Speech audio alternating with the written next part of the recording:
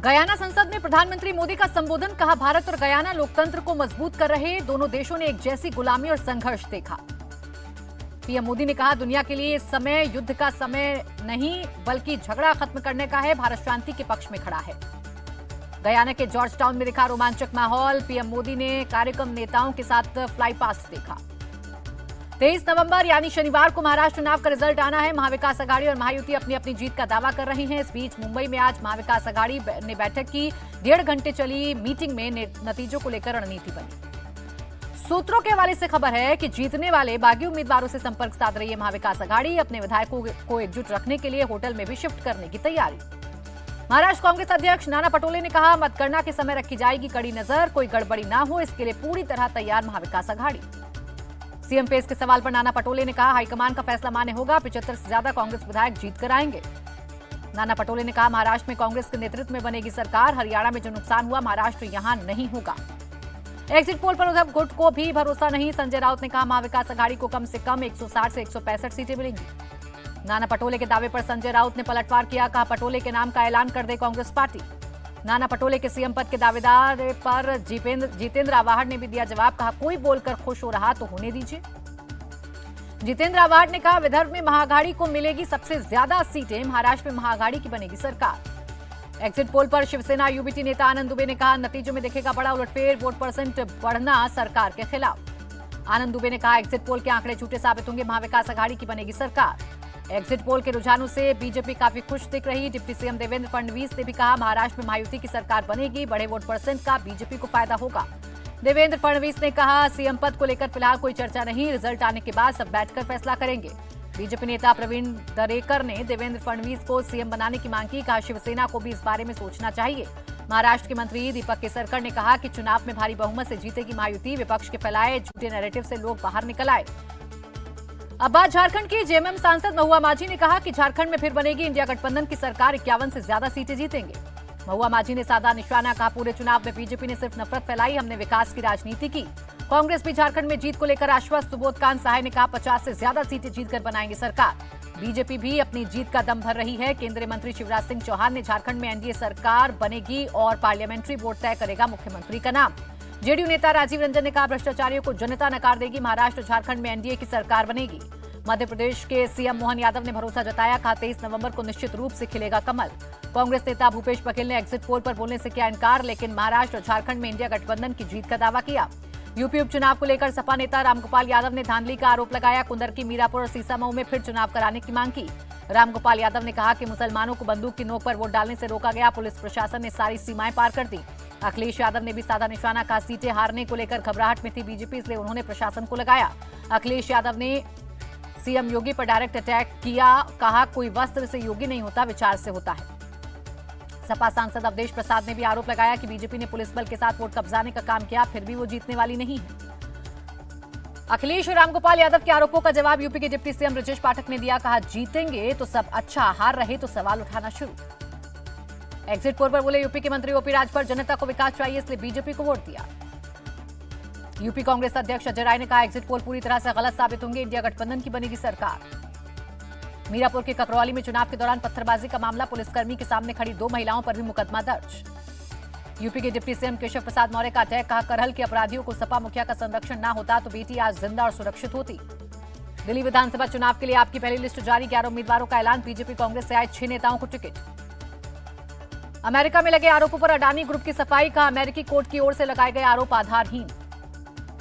Adani group ने कहा, हम कानून का पालन करने वाली कंपनी संभावित कानूनी विकल्पों पर विचार कर रही है। गौतम अडानी पर लगे आरोपों को लेकर राहुल गांधी ने बीजेपी को घेरा। कहा, भारत में मोदी और अडानी एक हैं तो सेफ हैं, प्रधानमंत्री अडानी को बचाते हैं।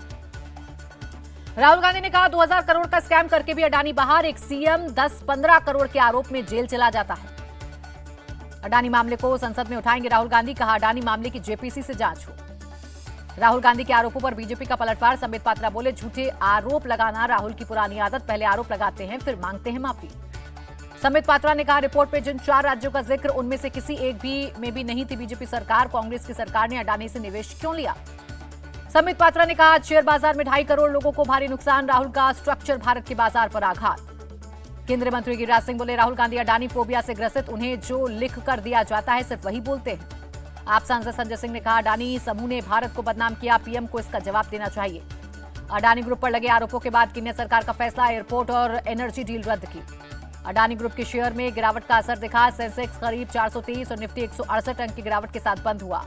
यूएस डॉलर के मुकाबले रुपए का भाव 8 पैसे गिरा, $1 की कीमत 84 रुपए 50 पैसे हुई। अडानी मामले पर एनएसयूआई कार्यकर्ताओं ने किया विरोध प्रदर्शन, सरकार से जेपीसी जांच कराने की मांग की। डेनमार्क के राजदूत से मिले राजस्थान सीएम भजनलाल शर्मा, जयपुर में कई मुद्दों पर हुई बातचीत। वियंतियाने में 11वें आसियान रक्षा मंत्रियों की बैठक, भारत के रक्षा मंत्री राजनाथ सिंह बोले, सभी अंतर्राष्ट्रीय विवाद बातचीत से सुलझाए जाने चाहिए। राजनाथ सिंह ने अमेरिका समेत कई देशों के रक्षा मंत्रियों के साथ द्विपक्षीय बैठक की, रक्षा क्षेत्र में सहयोग बढ़ाने पर बात हुई। भारत और ऑस्ट्रेलिया के बीच चल रही मिलिट्री एक्सरसाइज खत्म, पुणे में 2 सप्ताह से चल रही थी ड्रिल। भारत और ऑस्ट्रेलिया के बीच एयर टू एयर रिफ्यूलिंग को लेकर समझौता, इंडियन आर्म्ड फोर्स और ऑस्ट्रेलियन एयरफोर्स के विमान भर सकेंगे फ्यूल।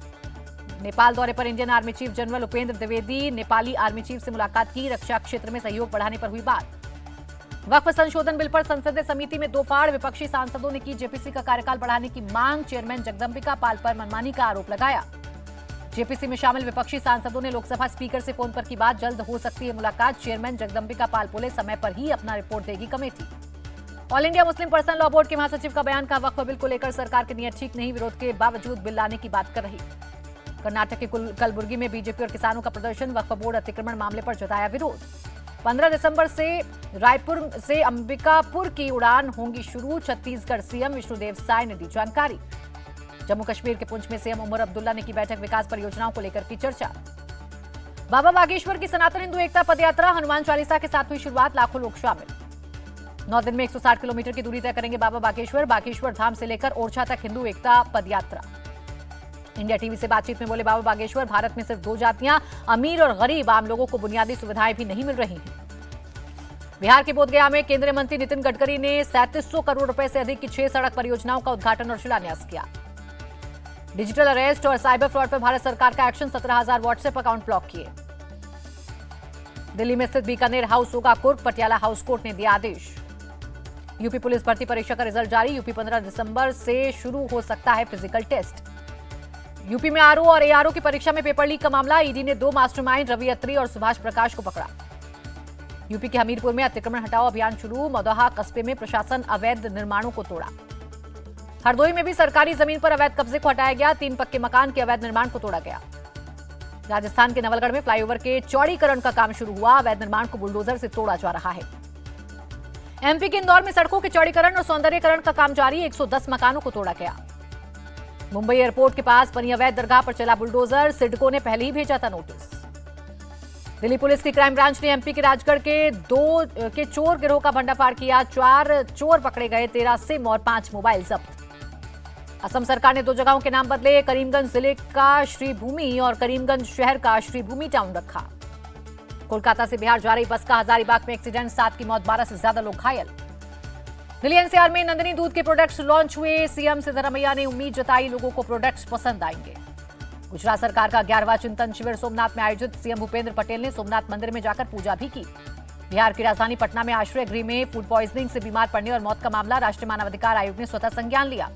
शीश महल विवाद को लेकर दिल्ली में आप संयोजक अरविंद केजरीवाल के घर के बाहर बीजेपी के नेता और कार्यकर्ताओं का प्रोटेस्ट, कैलाश गहलोत भी प्रदर्शन में शामिल हुए।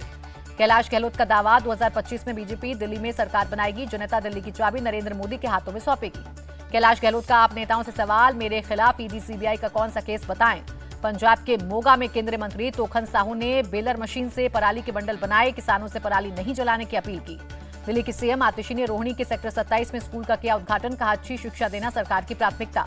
वाराणसी में गंगा घाट पर साइबेरियन पक्षियों ने डाला डेरा, पर्यटकों के लिए आकर्षण का केंद्र बना। जम्मू कश्मीर के जवाहर टनल के रिनोवेशन का काम पूरा, अगले महीने आम लोगों के लिए खोला जाएगा। असम वन विभाग ने जोरहाट में 6 हाथियों का रेस्क्यू किया, गहरी खाई में फंस गए थे हाथी। बिहार में आयोजित होगा खेलो इंडिया यूथ गेम्स 2025, खेल मंत्री मनसुख मांडविया ने सीएम नीतीश से मुलाकात के बाद किया ऐलान। लखनऊ में सीएम योगी ने फिल्म द साबरमती रिपोर्ट देखी, कलाकार विक्रांत मैसी और ऋषि खन्ना भी मौजूद रहे। सीएम योगी बोले, गोधरा कांड की सच्चाई अब सामने आई है, सच्चाई पर पर्दा डालने वाले लोगों को बेनकाब करने की जरूरत। सीएम योगी से मिले द साबरमती रिपोर्ट के स्टारकास्ट विक्रांत मैसी और ऋषि खन्ना ने फिल्म को टैक्स फ्री करने के लिए आभार जताया।